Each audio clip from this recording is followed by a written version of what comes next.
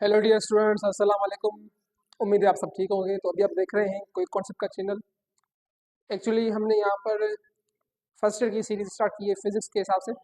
तो हमने पहला एक टॉपिक हमने रख दिया है मेजरमेंट, स्कोप ऑफ फिजिक्स और यूनिट के बारे में और डायमेंशन के बारे में हमने वो एक लेक्चर रिकॉर्ड किया था। तो अभी जो हम पढ़ने जा रहे हैं वो हम हमारा टॉपिक कंटिन्यू ही है, पर यहाँ पर है मेजरमेंट्स टेक्निक्स। मीन्स मेजरमेंट किसको बोलते हैं? एक ऐसा प्रोसेस जिसमें हम क्या करें, मेजर करें फिजिकल क्वांटिटीज को, और उसको क्या बोलते हैं? Measurement techniques. अब टेक्निक्स हमारे पास जो स्किल्स आती हैं उसको हम बोलते हैं टेक्निक्स। अगर हम बात करें, आपको मैंने पहले भी लेक्चर में बता दिया था कि मेजरमेंट किसको किसको करते हैं। जब फिजिकल क्वांटिटी हमारे पास होती है, फिजिकल क्वांटिटी क्या होती है? जिस चीज़ को हम क्या करें, मेजर कर सकें। जैसे हमारे पास है लेंथ है, मास है, टाइम है, फोर्स है, एक्सीलरेशन है, बहुत सारी चीज़ें हैं, बहुत सारी फंडामेंटल क्वांटिटीज है, और हमारे पास ड्राइव क्वांटिटीज भी है। तो लेट्स सपोज आज यहाँ पर स्टार्ट करें। There are some physical quantities sorry there are some physical quantities which can be measure by some techniques. हमारे पास बहुत सारी फिजिकल क्वांटिटीज हैं जिनको हम मेयर कर सकते हैं टेक्निक्स के थ्रू। सबसे बात करते हैं, पहले हमारे पास है लेंथ।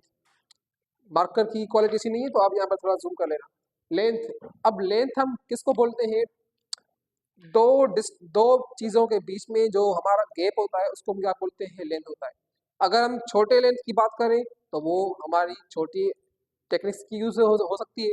अगर हम बड़ी बड़ी लेंथ को मालूम करें तो हमारे पास एक नक्शे भी होते हैं, और हमारे पास डायमीटर, डिस्टेंस मालूम या डिस्प्लेसमेंट मालूम करने के लिए बहुत सारी चीज़ें भी होती हैं। तो अगर हम यहाँ पर दोनों की दोनों बात कर रहे हैं, length, we can measure length by using ruler, caliper और टेप मेयर। हम रूलर, कैलिपर और टेप में ये चीज़ें हम यूज़ करके हम लेंथ को मालूम कर सकते हैं। सबसे छोटी जो छोटी लेंथ होती है जिसको हम क्या बोलते हैं, डायमीटर मालूम करने के लिए हम यूज़ करते हैं, वो हमारी होती है वर्नियर कैलिपर, जिसको हम यूज़ करके हम छोटे से छोटी लेंथ भी मालूम कर सकते हैं। अगर हम बात करें मास की, मास क्या होता है? हर चीज़ के पास मास होता है, मीन्स उसकी फंडामेंटल प्रॉपर्टी होती है। अब मास को हम वेटिंग स्केल की थ्रू डायरेक्ट मेजर कर सकते हैं।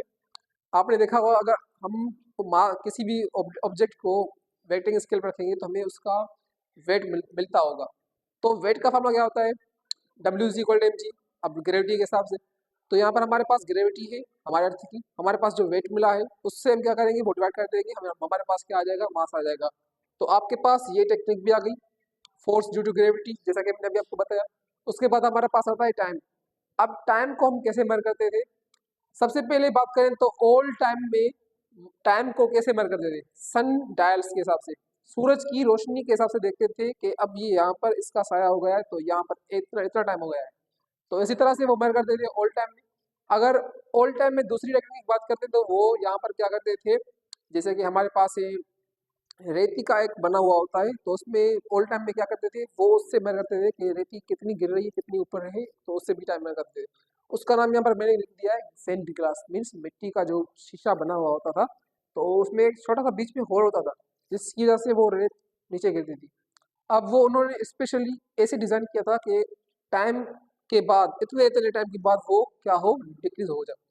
अब ये उन्होंने ऐसे बनाया, देखते थे कि सूरज अभी यहाँ पर है, अभी यहाँ पर है, अभी यहाँ पर है, तो उसने उन्होंने जो जिन्होंने भी ये बनाया होगा उन्होंने ऐसी टेक्निक यूज की होगी ताकि ये टाइम के साथ, मीन सूरज जैसे आता है, उभरता है और नीचे जाता है, तो उसी टाइम को मैनेज करते हुए उन्होंने ये बनाया होगा। अगर हम बात करें हमारे मॉडर्न टाइम में हिसाब से, एटॉमिक क्लॉक्स हैं, मैकेनिकल क्लॉक्स हैं, जिनको हम यूज करके डिजिटली क्या कर सकते हैं, एक्यूरेट में कर सकते हैं। अब मोस्टली क्या है, हमारे पास एटॉमिक क्लॉक्स है जिसको हम हाईली एक्यूरेट करके यूज कर सकते हैं। अब मोस्टली डिजिटल वर्ल्ड है तो डिजिटल में हमारे पास एक्यूरेसी आती है। अगर हम बात करें टेम्परेचर की, टेम्परेचर बेसिकली होता क्या है? Just flow of heat. अब एनर्जी का फ्लो, कोल्ड पार्टी से हॉट पार्टी, मैंने ये थर्मोडायनामिक्स में आपको पढ़ाया होगा, वहाँ पर भी इसका लेक्चर मौजूद है। अगर आपको मेजर करना हो कि टेम्परेचर हमें केल्विन में मेजर करना है, डिग्री सेंटीग्रेड में मेजर करना है, या डिग्री फ़ारेनहाइट में मेजर करना है, या एक चीज़ से दूसरी चीज़ में कन्वर्शन करना है, तो वो भी हमारा वीडियो पड़ा हुआ है।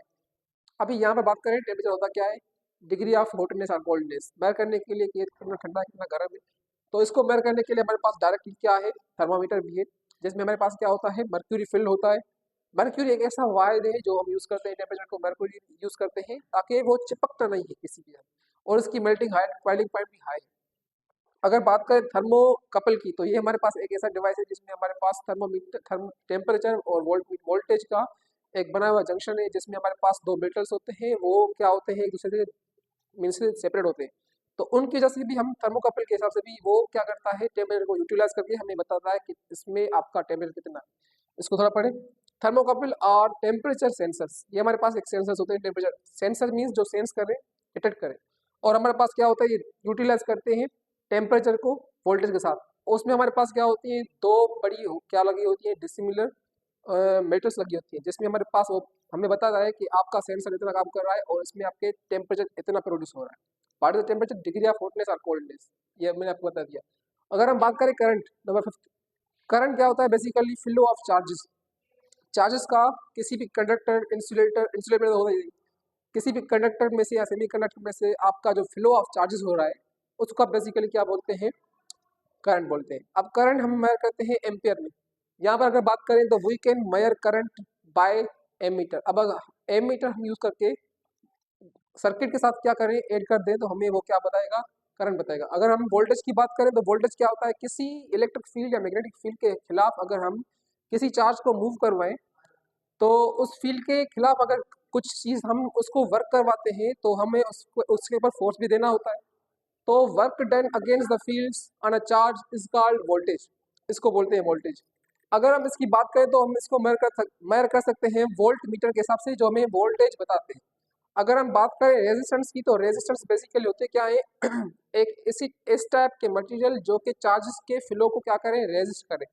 इलेक्ट्रिसिटी में अगर हम बात करें तो फ्लो ऑफ चार्जेस को क्या रोकते हैं, रेजिस्टेंस। अगर हम अपने डायनामिकली क्लासिकली इसी मीन्स चीज़ों को यूज़ करें, तो हमें यहाँ पर क्या होता है, इसी की सेम बिहेवियर क्या, फ्रिक्शनल फोर्स होता है, जो हमें हमारे फोर्स को क्या करता है, रेजिस्ट करता है कि हम आगे मूव ना कर सके।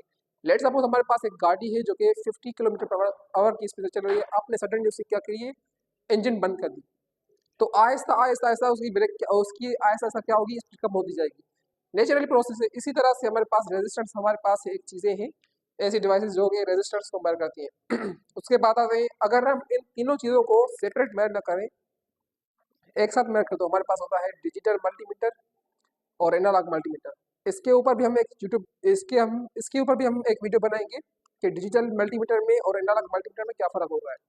कैथोड रे ऑसिलोस्कोप, जिसको आप नॉर्मली सीआरओ भी बोलते हैं। इसमें हम क्या करते हैं, इलेक्ट्रिकल कंपोनेंट्स में किन किन चीज़ों में हमारे पास वेरिएशन आती है, उन चीज़ों को मेजर करने के लिए हमारे पास कैथोड रे ऑसिलेशन होता है। फ्रीक्वेंसी हो गई, वोल्टेज वगैरह, ये सारी की सारी चीज़ें हो गई। अब अगर इन चीज़ों में कोई आपका सवाल हो तो मुझे बता देना। अगर कोई चीज़ आपको दिखाई नहीं दे रही तो उसको आप जूम कर देना। उम्मीद है आपको पसंद आ गया होगा। Thank you.